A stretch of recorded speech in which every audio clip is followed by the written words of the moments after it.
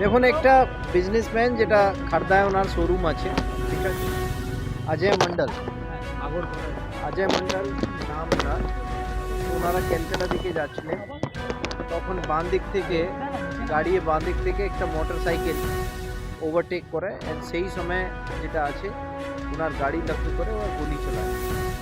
আমরা পরবর্তীকালে ওনার কাছ থেকে জানতে পেরেছি যে ওনাকে টাকা চাওয়ার জন্য র্যানসাম কল যেটা বলি আমরা, ওনাকে তার জন্য কিছু লোকটা কল করছিল। সেটা উনি কারোর সঙ্গে আমাদের থানার সঙ্গে শেয়ার করেননি, বাট এখন আমরা জানতে পেরেছি।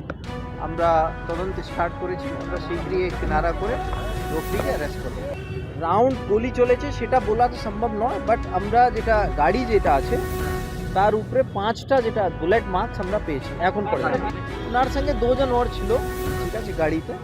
তো আমরা এখন ইনভেস্টিগেশন খুব প্রাইমারি স্টেজে যেটা আছে সেটা আপনাদেরকে